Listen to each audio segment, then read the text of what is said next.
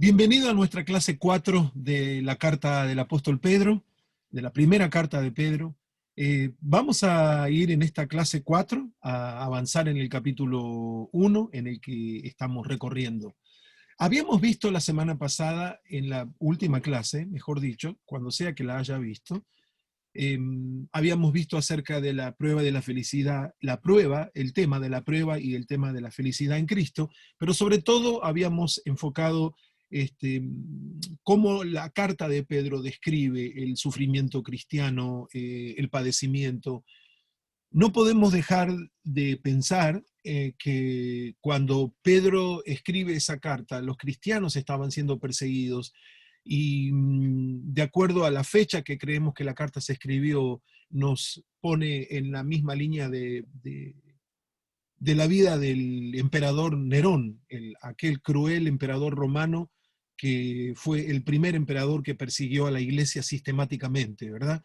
Entonces, cuando están hablando de sufrimientos y están hablando de padecimientos, Pedro no está mencionando algo que él escuchó por ahí o que él sabe que va a venir, sino algo que ya es una realidad en el pueblo de Dios.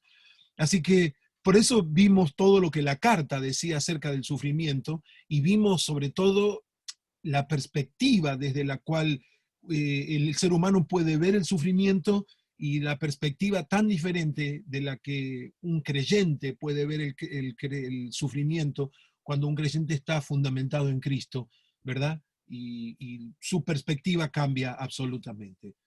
Algo que me quedó, sin embargo, en el tintero de mencionar, y la verdad que no quería dejar de hablarlo, y a modo de introducción lo vamos a hacer, era algo que el versículo 8 afirma de una manera tan hermosa.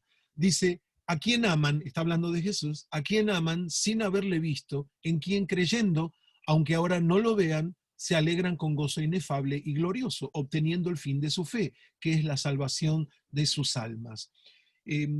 Aquí viene entrelazado el tema del sufrimiento y el tema de la salvación, y ahora vamos a ver eh, en los versículos 10 al 12 que vamos a estudiar en esta clase de hoy. Pero a modo de introducción y sin querer dejar esta idea aquí afuera del versículo 8, quiero que preste atención conmigo que cómo habla acerca de los creyentes. Dice que aman a Jesús sin haberle visto y creen en Jesús aunque ahora no lo vean. Fíjense, hay dos paralelos aquí. El hecho de que el primer paralelo es amar sin ver. Fíjese, el segundo paralelo es creer sin ver. Y el mundo dice ver para creer. Sin embargo, la fe opera de una manera muy diferente. Y yo quiero quiero hacer el ejercicio con usted de pensar, ¿cómo poder amar a Jesús sin haberle visto? ¿Cómo poder creer en Jesús sin haberle visto? Entonces, estas son dos pilares en los que podemos nosotros mencionar el testimonio de Cristo dentro del creyente. Por eso, no importa cuánto uno pueda tener en su conocimiento personal, a menos que lo tenga a Cristo adentro, es muy difícil, o mejor dicho, no es muy difícil, es imposible que una persona, perdón, pueda amar a alguien sin haberla visto, o pueda creer en alguien sin haberlo visto. Entonces, esto viene a estar de acuerdo con lo que Pablo nos dice de que nosotros andamos por fe y no por vista, porque si se puede amar a Jesús sin haberlo visto, y si se puede creer en Jesús sin haberlo visto, entonces la línea que sigue en el versículo 8 nos va a explicar algo más, y dice, se alegran con gozo inefable y glorioso. Así que, ¿cómo puede ser de que amar sin ver y creer sin ver produzca en el creyente una alegría, un gozo inefable y glorioso? Mire, verdaderamente estos versículos que uno puede leer tan rápido y puede pasarlos sin poner demasiada atención, tiene una riqueza tal porque nos está mostrando de qué es capaz un cristiano, ¿verdad? Eh, y cómo todo el sufrimiento que tiene alrededor no puede opacar este gozo y esta alegría, porque si se puede pensar libremente, yo diría, pero bueno, ¿cuál es la alegría de que nos están persiguiendo? ¿Cuál es la alegría de toda esta desgracia que nos está pasando? Entonces, la alegría no tiene que ver con algo que pase afuera, ya sea la persecución obviamente no produce alegría, pero tampoco significa la alegría que pase afuera como cosas buenas que pasen afuera, sino sencillamente, y esto es muy profundo, la alegría que experimenta la persona que ha conocido a Jesucristo, que le ama sin verle y que cree en él sin verle. Algo en su interior. Por eso esto era muy apropiado para la clase anterior, ¿verdad? Porque hablábamos del sufrimiento y el sufrimiento en toda la carta, pero permítame redondearlo ahora. Y si no se recuerda, vuelva a la clase número 3 en la que hablamos del sufrimiento. Entonces, amar sin ver y creer sin ver es la demostración de una obra soberana del Espíritu Santo en la vida del creyente.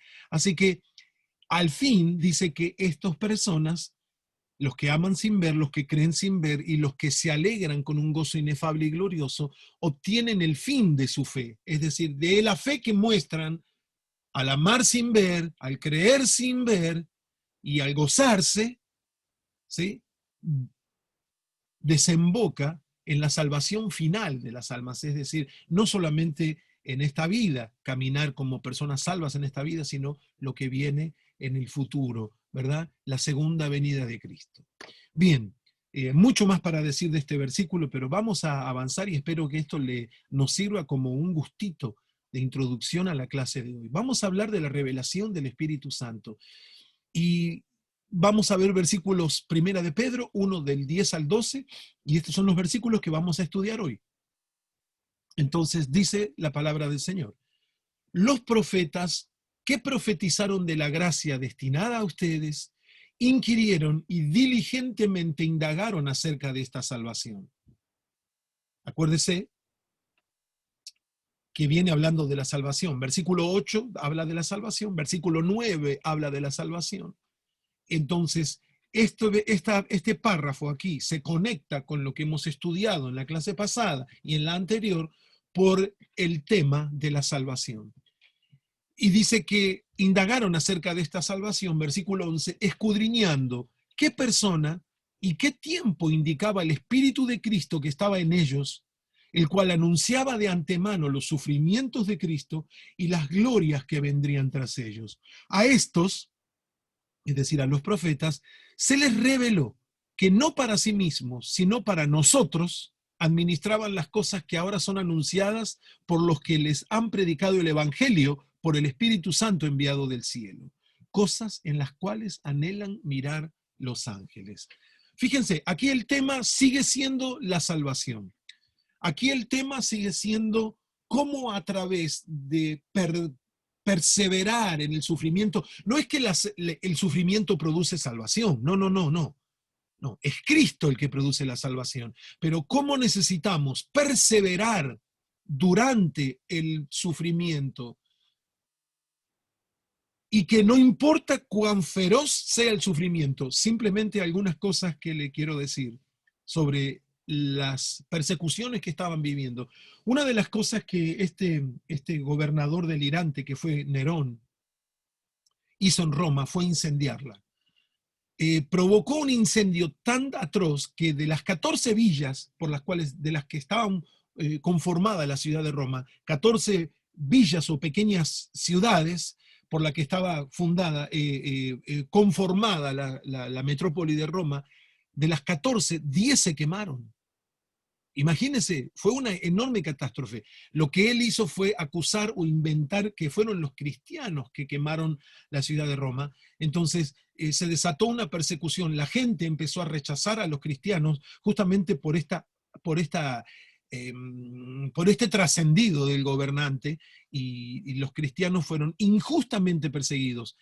Otra de las cosas que Nerón hizo, algo muy cruel y algo muy sangriento, fue que él capturaba a los cristianos, los los ataba a estacas en su propio jardín, los embadurnaban con brea y los encendían en la noche y los quemaban vivos de esa manera. Y alumbraba su jardín personal con cristianos ardiendo. Entonces, la crueldad y la tiranía no tienen límites, ¿verdad? Entonces, pero Pedro les está diciendo, ustedes pueden permanecer firmes, pueden permanecer en salvación, pueden permanecer, ¿sí? Y todos estos versículos que vamos a estudiar hoy tienen conexión, el tema sigue siendo la permanencia de la fe en medio de la crisis. Y para eso Pedro utiliza el ejemplo de los profetas del Antiguo Testamento. Y vamos a ver versículo por versículo aquí, el 10, el 11 y el 12, porque los tres versículos nos hablan de eso. Entonces, vamos a ver cuál es la descripción que Pedro nos hace aquí de los profetas del Antiguo Testamento. Primero, dice que profetizaron de la gracia. Gracia puede ser aquí un sinónimo de salvación. Entonces, fíjese que generalmente se tiene un mal concepto o un concepto, no quizá mal concepto, pero sí parcial, un concepto parcial, de que un profeta es una persona que viene a condenar, un hombre que habla inspirado por el Espíritu Santo, es alguien que viene a revelar el corazón de las personas, a denunciar los que están en pecado y a avergonzar a todo mundo que tiene algo oculto ahí. Y esta es una figura un poco mística, inventada en la imaginación de las personas. Si bien es cierto de que los profetas ejercieron un ministerio de confrontación en muchos aspectos ante los reyes y ante otros contextos muy particulares en la tierra de Israel, el mensaje de los profetas no simplemente contenían acusaciones o denuncias, el mensaje de los profetas es rico en esperanza. No es la razón de la clase de hoy, pero yo pudiera haberle llenado muchas diapositivas con versículos donde los profetas en el Antiguo Testamento hablan y ven, ¿sí?, en el futuro, y ven y hablan de Dios llenos de esperanza. Si algo los profetas en el Antiguo Testamento tenían era esperanza, ¿verdad? Entonces, Pedro nos dice que profetizaron de la gracia. Ahora, ¿de qué gracia? Dice Pedro que era una gracia destinada a ustedes. Acuérdense de que están sufriendo persecución. Entonces, Pedro les está diciendo, ¿ustedes se acuerdan? ¿Ustedes han leído? Acuérdense que nosotros leímos en el versículo 1 que primariamente las personas que habían recibido esta carta, aunque es para judíos y gentiles, pero primariamente era para judíos que habían sido dispersos, ¿verdad? En el Ponto, en Bitinia, en Asia Menor, en Galacia, habían sido dispersos en la diáspora. Entonces, esta gracia está destinada a ustedes. Ustedes conocen los profetas, porque le está escribiendo principalmente, primeramente a los judíos. Entonces, esa gracia o ese mensaje de salvación que los profetas contenían en su mensaje completo en sus libros, ¿sí?, estaba destinado a ustedes. Y mire lo que estos profetas hicieron. Ellos inquirieron, es decir, buscaron. Estos profetas se metieron con Dios y dice que diligentemente indagaron. Y esto me llama mucho la atención, porque inquirir e indagar diligentemente, esto es buscar, eh, eh, eh, me da la idea, hermanos, en el profeta Daniel. Nosotros conocemos acerca del ayuno del profeta Daniel, capítulo 9 y capítulo 10 de su libro. Uno de los profetas, ¿sí?, que puede estar siendo considerado en este párrafo, que el profeta Daniel dice, me voy a poner a buscar en la escritura, en el libro de Jeremías, dice Daniel, a ver cuándo Jeremías dijo de que esta desolación de 70 años iba a terminarse. Acuérdense que Daniel está en Babilonia, ¿sí? Daniel está cautivo en Babilonia. Daniel 1.1 dice que Nabucodonosor, ¿sí?, conquistó Jerusalén y los llevó cautivos. Entonces, dice que él se puso a ayunar, a orar y a indagar. ¿Qué indagar qué? Indagar en la Escritura. ¿Qué Escritura? En el libro de Jeremías. Así lo dice así lo dice el profeta Daniel. Así que mire la obra, esto era diligentemente indagar. Ellos estaban dirigidos por el Espíritu Santo, profetizando de la gracia, una gracia destinada hacia adelante, algo que ellos mismos no iban a experimentar. No es que ellos no experimentaron gracia de Dios, sí que la experimentaron, pero no en el nivel en el que esta gracia iba a venir, en el modo de salvación para todas las personas, para los judíos y para los gentiles. Entonces, diligentemente indagaron. ¿Y qué indagaron acerca de esta salvación? Dice el versículo 11. Y Pedro les dice, ¿se acuerdan todo lo que los profetas estudiaron o indagaron? Bueno, lo hicieron a favor nuestro. Entonces, es como para levantar el ánimo y afirmar la fe de personas que están siendo perseguidas por su fe. Porque, ¿qué mal le hace un cristiano al imperio? El cristiano ama a su esposa, el cristiano ama a sus hijos, el cristiano está enseñado a no mentir, el cristiano está enseñado a no robar, el cristiano está enseñado a ser un pacificador, el cristiano está enseñado a mantener valores éticos y morales más allá de lo que humanamente se considera posible, ¿verdad? Porque el cristiano recibe la asistencia del Espíritu Santo. Entonces, ¿por qué un cristiano es un personaje molesto dentro de un imperio?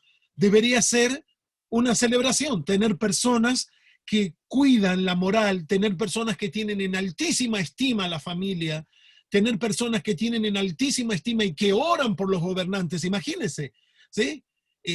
Estas personas de estas son las que queremos, de estas personas son las que necesitamos para nuestro imperio. Bueno, como el cristiano, el principio de vida del reino de Dios va en contramano al principio del mundo, entonces un cristiano se transforma en el mundo, mejor dicho, se transforma en un enemigo, porque el cristiano no pertenece al mundo.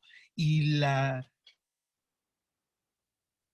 información, mejor dicho, perdón, la formación ética y moral que tiene el cristiano por las escrituras, por el Espíritu Santo, por la enseñanza de la iglesia, es una enseñanza y es una formación moral que va en contra de lo que el mundo cree. Entonces, los profetas vieron todo esto desde lejos, ¿sí? Y lo profetizaron, pero no era algo que ellos iban a disfrutar por sí mismos. Y es paradójico que mientras personas están disfrutando esto que los profetas vieron, a la vez están sufriendo. Están sufriendo porque se dan cuenta, ¿sí?, que aunque están en el mundo, como Jesús dijo, no son del mundo. Pero los cristianos perseveran y son guardados porque Jesús ora por ellos, ¿verdad? Oró por nosotros en Juan capítulo 17. Versículo 11, fíjese, dice, ¿en qué es lo que inquirían? Dice que escudriñando, ¿qué persona y tiempo? ¿Sabe qué es lo que escudriñaban en las escrituras y escudriñaban con Dios en oración? Escudriñaban qué persona y qué tiempo, porque si en esto hubo anuncios de falsos profetas hasta el día de hoy, ¿sí? Cuando Pablo está detenido en Cesarea, que lo van a llevar que entra en todo su proceso para llegar hasta Roma, a donde él apela, anteriormente apela al emperador, así que desde que lo encarcelan a Pablo hasta que lo ponen en un barco y lo llevan a Roma, ¿sí? Pablo dice que camina en una temporada muy oscura de su vida. ¿Por qué? ¿Por qué razón está preso? Entonces, cuando lo escuchan hacer una de sus defensas, ¿sí?, creo que fue delante de Festo, que era un gobernante romano, eh, Festo le dice, vos no sos aquel loco Mesías que era egipcio y que se había creído un Mesías y qué sé yo, un Salvador. Entonces, vemos que en la época del Nuevo Testamento hay varias personas que se levantaron como Mesías. Hay un tal Teudas que se levantó, hay algunos personajes que son mencionados para ir por Gamaliel también, que se levantaron falsamente como Mesías. Así que la persona y el tiempo son dos cosas que Dios combinó. Gálatas 4 dice que cuando vino el cumplimiento del tiempo, Dios envió a su Hijo, nacido de mujer y nacido bajo la ley. Es decir, que, ¿qué significa esto? Persona y tiempo. La persona es el Hijo de Dios, Jesucristo. El tiempo es el tiempo que Dios determinó. Entonces, en esto muchas personas aún siguen fallando. Cuando nosotros vemos grupos como los Testigos de Jehová, los Adventistas, fueron grupos que ahora yo creo que están un poco calmados, pero en el siglo pasado ellos fueron célebres por anunciar, por profetizar la venida de Cristo, tal día y tal hora, en tal lugar. Yo recuerdo muy bien el año 2011, era un grupo cristiano, yo estaba en San Antonio, en la ciudad de San Antonio, en Texas, y había un grupo que ese domingo el pastor les había enseñado de que un ángel les había revelado, no me recuerdo muy bien los datos, pero que venía Cristo, la segunda venida de Cristo. Entonces la gente vendió todo, esto fue en el año 2011, yo estaba ahí en esa ciudad. Fueron todos a una montaña a recibir a Jesús y bueno, y obviamente que eso era una gran mentira y un engaño, ¿verdad? Así que esto sigue sucediendo, escudriñando qué persona y tiempo. Acá hay una combinación muy importante, persona y tiempo. Persona es que no es cualquiera que dice yo soy el salvador del mundo. El mundo está lleno de mentirosos que han tomado, se han auto ungido como salvadores, ¿sí? Y le yerran, ¿verdad? Yerran en el hecho de quién es y cuándo. Esto se cumplió en Cristo. Ya está cumplido. Entonces, persona y tiempo. Pero esto era lo que ellos escudriñan, los profetas, porque quieren tener una exactitud. Dice que indicaba el Espíritu de Cristo, que de alguna manera, y esto es maravilloso, yo no sé si usted ha visto a los profetas de esta manera que lo estamos viendo hoy, pero generalmente los profetas a veces son un poquito mal entendidos. Y estoy hablando de los profetas del Antiguo Testamento. Pero dice que el Espíritu de Cristo que estaba en ellos les indicaba, el Espíritu de Cristo que estaba en ellos. Dice que ese Espíritu les indicaba de antemano, les anunciaba a ellos de antemano. Fíjense, ellos tienen que escudriñar. Mire cómo es la tarea. El versículo 10 nos decía que buscaban, que exploraban, que se metían en la palabra y se metían en el Espíritu de Dios, ¿verdad? Es decir, oraban y escudriñaban persona y tiempo, y que el Espíritu de Cristo que estaba en ellos les anunciaba de antemano. Así que fíjese cómo es, ¿verdad? Trabajamos con el Señor, cómo el Espíritu Santo quiere revelarle cosas a la iglesia, quiere revelarle cosas a los creyentes, pero esto demanda de nosotros también el paso o el compromiso de nosotros escudriñar. Ya no escudriñamos persona y tiempo, ¿verdad? Ya vino Cristo. La persona es Jesucristo, ¿verdad? En la carne, hijo de María.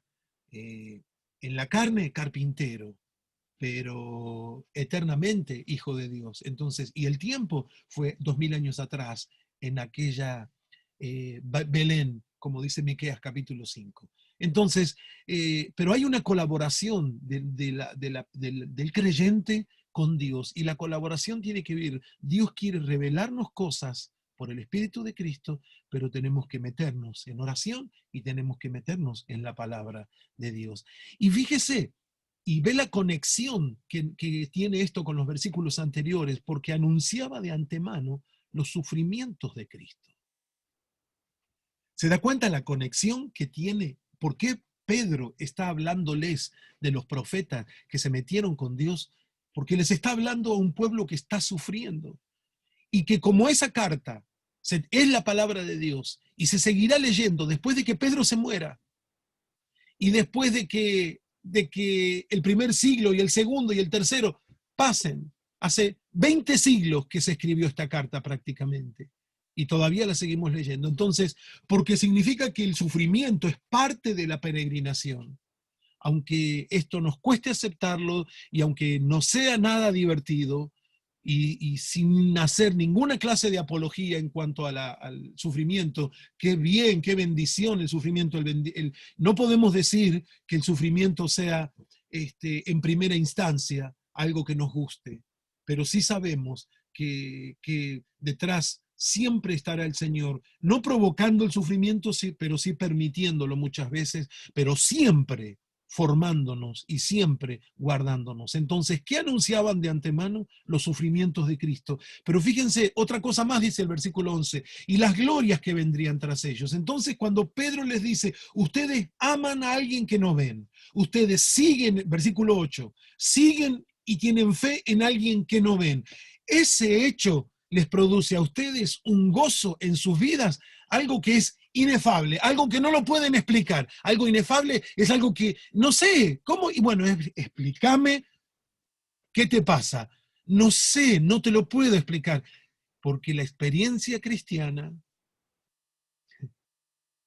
más que una explicación, se debe probar.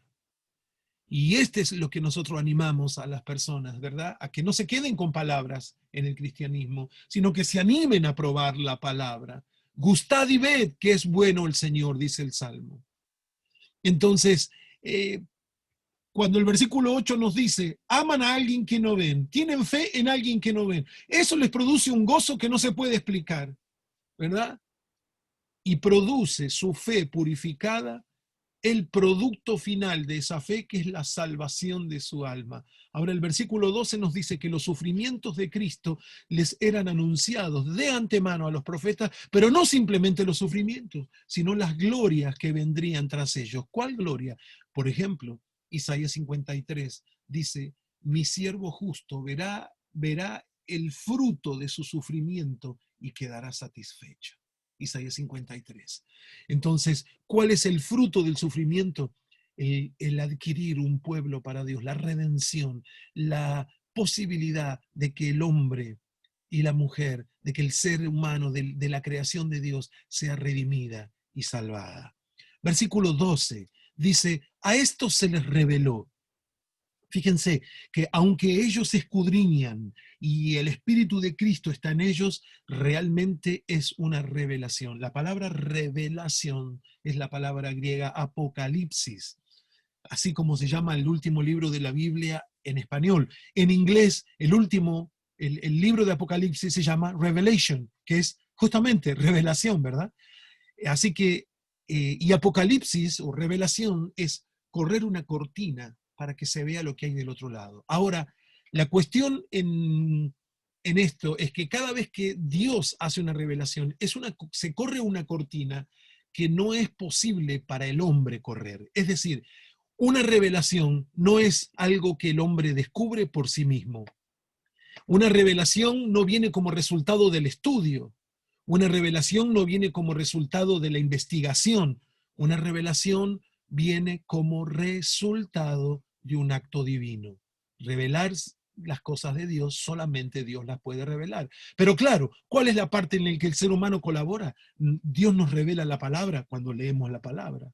Dios nos revela cosas hermosas en nuestros corazones cuando nosotros estamos en la presencia de Dios. Entonces, nosotros tenemos que acercarnos a Dios para estar eh, en acceso, tener acceso a todas estas cosas tan hermosas que Dios quiere mostrarnos.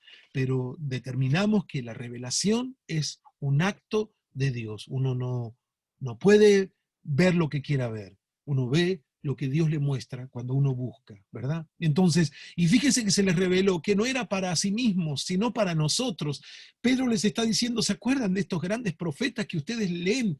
Aquellos hombres de la antigüedad tan temerosos de Dios y tan valientes que ennoblecieron esta nación. Bueno, todo lo que ellos indagaron y lo que se les reveló en cuanto a este advenimiento del Mesías, no era para ellos, era para ustedes. Así que fíjese, unas personas que están siendo perseguidas, que quizá están leyendo esta carta de Pedro a las escondidas, que quizá lo están haciendo de una manera un poco tímida porque no quieren que otros los escuchen porque están siendo perseguidos, saben y se dan cuenta de que todo el antiguo pacto, o mejor dicho, todo lo que los profetas del antiguo pacto hablaron en relación a la venida del Mesías, realmente lo hablaban para ellos, es decir, para los que estaban sufriendo la persecución, y no para los profetas mismos que eran los que daban la palabra. Otra cosa que dice, administraban las cosas que son anunciadas, dice. Administraban las cosas que son anunciadas. ¿Has visto a los profetas como predicadores, seguramente? ¿Ha visto a los profetas como personas que profetizan, valga la redundancia? ¿Pero ha visto alguna vez a los profetas como administradores? Bueno, aquí nos muestran que los profetas eran administradores y administradores de las cosas que ellos recibieron. ¿Y sabe por qué dice las cosas que ahora son anunciadas?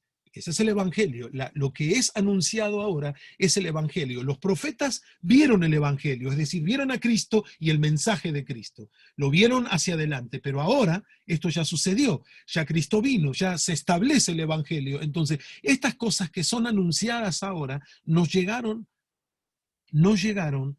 en parte porque quienes administraban estas cosas las administraron de una manera responsable y consciente, que aunque sabían que no eran para ellos, reconocían el valor de lo que Dios les estaba dando.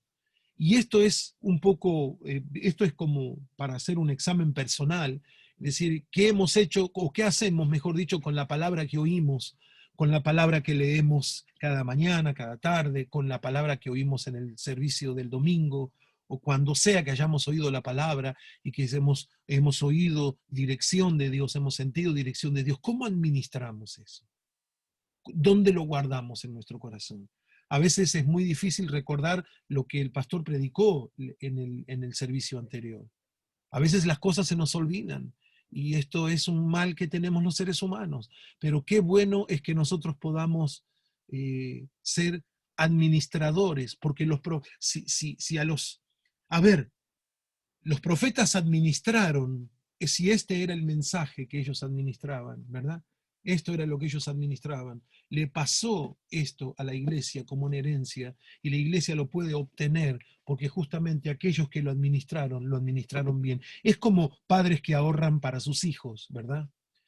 Ahorramos para que nuestros hijos en el mañana tengan algo. O sea, somos administradores de esas cosas. Así fueron los profetas, pero los profetas administraron la palabra y la revelación de Dios. Versículo 12 dice que estas cosas, sigue diciendo, son anunciadas por lo que les han predicado el Evangelio. Es decir, que las personas que a usted y a mí nos han predicado el Evangelio, ¿sí? Han predicado un Evangelio que fue administrado primeramente por aquellos profetas de antigüedad que nosotros no hemos conocido, pero que el cuidado que ellos han tenido sobre la palabra ha desembocado en el hecho de poder recibir el mensaje del Evangelio. Y fíjese que dice que esto los predicadores ahora lo hacen por el Espíritu Santo enviado del cielo. Y termina diciendo cosas en las cuales anhelan mirar los ángeles. Todo esto es un gran mensaje de ánimo para una iglesia que está sufriendo persecución y como querer afirmar una y otra vez. ¿Vio cuando a veces usamos esta clase de lápices para subrayar, para marcar, cuando queremos recordar algo, resaltar algo, como para decirles, su salvación no depende de la seguridad que ustedes tengan alrededor suyo. Su salvación, ¿sí?, por medio de la fe, depende de Jesucristo. Su salvación, por gracia, por medio de la fe, está basada en la obra de Cristo y no en la seguridad que ustedes puedan ver o no alrededor de ustedes. Entonces, muchas personas pueden considerar una persecución. Hay personas que sucede esto, que creen que porque están siendo perseguidos, algunas personas acusan a otras de que porque no están en la voluntad de Dios y es como un castigo de Dios. Eso es una manera, lamentablemente, es una manera muy ignorante de la Escritura, de ver lo que significa cuando una persona pasa por estas clases de pruebas, por estas clases de dificultades, y cómo la perspectiva del creyente se transforma cuando, acuérdese, aprendimos en la clase pasada que perspectiva significa, es como una plataforma que nos enseña desde el lugar en donde uno ve los acontecimientos. Así que cómo yo veo los acontecimientos que están sucediendo y cómo Dios los ve. Bueno, el desafío es saberlos como Dios los ve, porque allí nuestra manera de pensar en relación a las cosas que nos pasan y que le pasan a los creyentes, yo le aseguro que ahí va a cambiar. Va a cambiar porque vamos a ver las cosas como Dios las ve. Y básicamente, para redondear, la función de los profetas en los versículos 10 al 12, bueno, profetizar de la gracia, inquirir, esto es a modo de resumen de la clase, inquirir, esta palabra exegesato, eh, ¿sabe por qué me interesó? Porque la palabra inquirir ahí en griego es exegesato. Para aquellos que estudian la Biblia y que conocen la palabra exégesis, ¿sí? Saben que, por ejemplo, los estudiosos de la Biblia, que para cualquier persona que se mete a estudiar la Biblia y generalmente quizá como para escribir un comentario bíblico o para tener un buen mensaje o una buena clase, y espero que esta clase le esté siendo de utilidad, hay que realizar lo que se llama una exégesis. Exégesis es un estudio muy profundo de la palabra del Señor. Entonces, lo que esta palabra griega, exegesato, exégesis, nos relata de que se puede, de que la persona, el intérprete, usted y yo, cuando leemos la Biblia y estudiamos con celo, podemos extraer de la escritura cosas muy, muy preciosas. Entonces, los profetas profetizaron de la gracia, inquirieron, es decir, que buscaron con muchísimo cuidado en la palabra del Señor o indagaron diligentemente, escudriñaron y administraron. Así que todas estas cosas nos dice que es la función de los profetas y mire, esta lista de 5 cosas que están aquí, probablemente no eran las que usted creía que un profeta en el Antiguo Testamento había hecho. Sin embargo, Primera de Pedro 1, del 10 al 12, nos dice que sí, que lo hicieron y que lo hicieron en favor de ahora un grupo de personas que está sufriendo persecución, pero que su fe tiene que ser fortalecida, porque todo lo que los profetas vieron de los sufrimientos de Cristo no se quedaron simplemente en los sufrimientos, sino en el resultado del sufrimiento de Cristo. Y si hay algo que la iglesia se va a identificar con Cristo, se identificará en sus sufrimientos y también se identificará en la gloria que viene después de eso. Así que, para terminar, hermanos, en los profetas, esto me gustó mucho, en los profetas, dice que el Espíritu de Cristo estaba en ellos. Así que el Espíritu de Cristo estaba en ellos y les enseñaba. Esto es algo muy hermoso. Hay 3 menciones, si mal no recuerdo, en las Escrituras acerca de, en vez de decir el Espíritu Santo o el Espíritu de Dios, dice el Espíritu de Cristo. Está aquí en Primera de Pedro, en Romanos en el capítulo 8, si mal no recuerdo, y Filipenses capítulo 1, en donde se nos habla del Espíritu de Cristo.